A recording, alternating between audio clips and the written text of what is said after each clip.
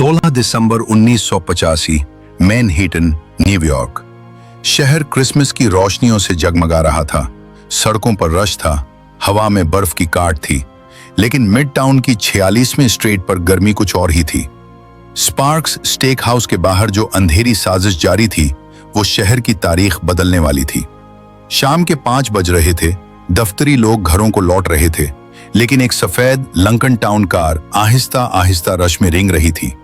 इस कार में पॉल कास्टेलानो बैठा था, बॉस ऑफ बॉसेस, गंबीनो फैमिली का सरबराह, जो खुद को सड़क से पाक समझता था, खुद को कॉर्पोरेट एग्जीक्यूटिव कहता था, ना कि कोई आम मुजरिम। वो नहीं जानता था कि इसकी यही सोच इसकी मौत का परवाना बन चुकी है। दूसरी तरफ साए में छुपे 4 शूटर्स अपने वक्त का इंतजार कर रहे थे, और कुछ फासले पर एक और कार में जॉन गोटी और उसका साथी सैमी डीबिल ग्रावानो बैठे निगरानी कर रहे थे। ये सिर्फ कत्ल नहीं था, ये एक बगावत थी। कास्टेलानो ने धमकी दी थी कि वो गोटी के करियर को खत्म कर देगा, क्योंकि वो मंशियात के धंधे में मुलविस थे, जिसे कास्टेलानो पसंद नहीं करता था। गोटी के लिए यह जिंदगी और मौत का मसला था, या वो मरेगा या मैं।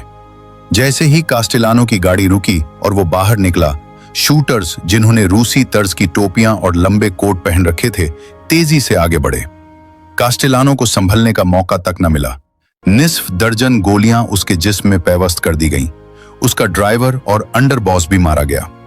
गोटी ने अपनी गाड़ी आहिस्ता की, सड़क पर फैले खून और अपने साबका बॉस की लाश को एक नजर देखा।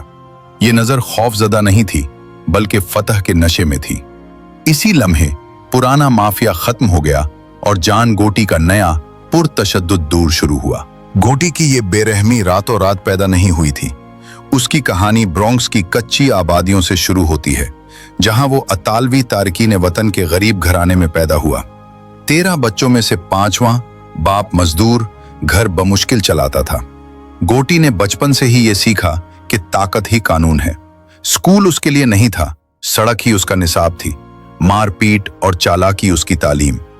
16 साल की उम्र तक वो फुलटन रॉकअवे बॉयज गैंग का लीडर बन चुका था।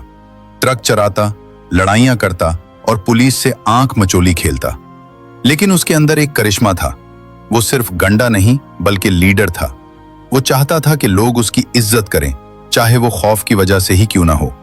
उसने एनेलो डिलाक्रोस को अपना उस्ताद माना, गंबीनो फैमिली का खतरनाक लेकिन उसूल पसंद अंडर बॉस, जिसने गोटी को सिखाया कि माफिया में जिंदा रहने का वाहिद तरीका वफादारी है।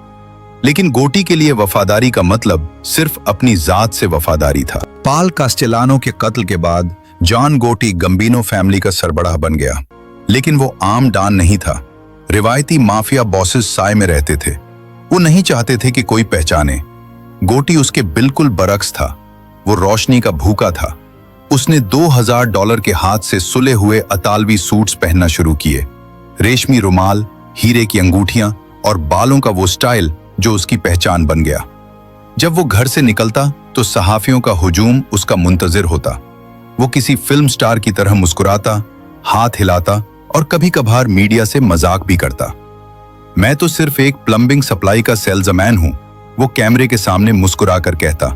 हालांकि पूरी दुनिया जानती थी कि वो अमेरिका का सबसे बड़ा गैंगस्टर है। उसका रेवनाइट सोशल क्लब था लिटिल इटली में, जहां हर बुध को माफिया के कैप्टन जमा होते। गोटी को यह दिखावा पसंद था।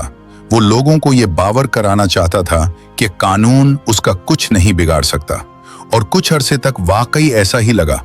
उसने 3 बड़े मुकदमात जीते, रिश्वत, धमकी और गवाहों को गायब करके हर बार जीवरी से नॉट गिल्टी का फैसला लिया। अखबारात ने उसे द टेफ्लॉन डॉन का लक़ब दिया, यानी वो शख्स जिस पर कोई इल्जाम चिपक नहीं सकता। जब वो कोर्ट रूम से बाहर आता तो अवाम तालियां बजाते, और ये मकबूलियत उसके दिमाग में सरायत कर गई। लेकिन गोटी की सबसे बड़ी गलती उसका गुरूर था। वो समझता था कि वो सबसे होशियार है। वो रेवनाइट क्लब के ऊपर वाले अपार्टमेंट में घंटों बैठता और अपने साथियों के बारे में बातें करता। वो भूल गया था कि FBI सो नहीं रही। FBI ने महारत से अपार्टमेंट में सोफे के करीब माइक्रोफोन नस्ब कर दिए थे। इन टिप्स में गोटी ने वो सब कुछ कह दिया जो उसे नहीं कहना चाहिए था। उसने सैमी दी बिल ग्रावानो को बुरा भला कहा, उसकी जहानत का मजाक उड़ाया और इशारा दिया कि जरूरत पड़ी तो उसे कुर्बानी का बकरा बनाया जा सकता है। सैमी वो शख्स था जिसने गोटी के हुक्म पर 19 कत्ल किए थे। वो गोटी का दायां बाजू था। जब FBI ने सैमी को गिरफ्तार किया और टिप्स सुनाए तो सैमी की दुनिया हिल गई। उसे एहसास हुआ कि वो जिसे भाई समझता था वो उसे इस्तेमाल कर रहा था। माफिया का सबसे मुकद्दस कानून ओमेरता था, लेकिन गोटी ने उसे तोड़ दिया था। सैमी ने फैसला किया कि अगर वो डूबेगा तो गोटी को भी साथ लेकर डूबेगा और हुकूमत के साथ डील कर ली। 1992 का साल आया। ब्रुकलिन की वफाकी अदालत खिंचाखिंच भरी हुई थी। गोटी ने महंगा सूट पहना, चेहरे पर मगरूर मुस्कुराहट, लेकिन जब सैमी ग्रावानो गवाह के कटहरे में आया तो उसकी मुस्कुराहट गायब हो गई। सैमी ने सब कुछ उगल दिया। कास्टिलियानो का कत्ल, तामीराती ठीकों में घपले, यूनियंस पर कब्जा, उन लोगों के नाम जिन्हें गोटी ने मरवाया। सबसे बड़ा सबूत FBI की वो टिप्स थीं जिनमें गोटी की आवाज गूंज रही थी। इस बार न रिश्वत न कोई दूसरा हरबा काम आया। जब जज ने फैसला सुनाया, उम्र कैद बगैर पैरोल, तो गोटी का चेहरा पत्थर का हो गया। बाहर सड़कों पर हंगामे हुए, हिमायती रोए, लेकिन हकीकत अटल थी। टेफ्लॉन डॉन अब सिर्फ एक कैदी नंबर था। जॉन गोटी को मैरियन पेनिटेंशियरी भेजा गया, अमेरिका की सख्त तरीन जेल। न्यूयॉर्क के शाहाना खानों और रेशमी बिस्तरों की जगह अब 8 बाई 10 फुट के कंक्रीट के सेल ने ले ली। उसे दिन में 23 घंटे तन्हाई में रखा जाता। वो शख्स जो हजारों लोगों के दरमियान रहने का आदी था, अब अपनी ही आवाज सुनने को तरस गया। जेल की सलाखों के पीछे उसका गुरूर टूटने लगा। साथियों ने खत लिखना बंद कर दिया।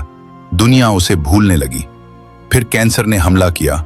आवाज बंद हो गई, जिस्म कमजोर पड़ गया और वो हड्डियों का ढांचा बन गया। 10 जून 2002 को 61 साल की उम्र में वो अस्पताल के बिस्तर पर दम तोड़ गया। न कैमरा, न तालियां, न हुजूम, बस खामोशी। इसका जनाजा हुआ। चर्च ने मजहबी रसूमात देने से इनकार कर दिया। जॉन गोटी की कहानी सिर्फ एक मुजरिम की नहीं, बल्कि गुरूर, ताकत और इंसान की नफ्सियात की दास्तान है। वो न्यूयॉर्क का आखिरी सेलिब्रिटी गैंगस्टर था। इसके बाद माफिया कभी दोबारा सर नहीं उठा सका। गोटी ने सोचा कि वो निजाम से बड़ा है, लेकिन वो भूल गया कि जुर्म की दुनिया की इमारत रेत पर खड़ी होती है। जितनी ऊंची होगी, गिरने पर तबाही उतनी ही खौफनाक होगी। आज उसकी कब्र पर खामोशी है, लेकिन इसकी कहानी याद दिलाती है कि जो शख्स सूरज को छूने की कोशिश करता है, वो आखिरकार राख बनकर जमीन पर गिरता है। कहानी का एक अंजाम होता है, लेकिन कुछ कहानियां एक नए सफर की शुरुआत होती हैं। अगर तुम भी इस अंधेरी दुनिया के राज देखना चाहते हो, तो लिटिल मास्टर को सब्सक्राइब कर लेना। अगला सच तुम्हारा इंतजार कर रहा है। वी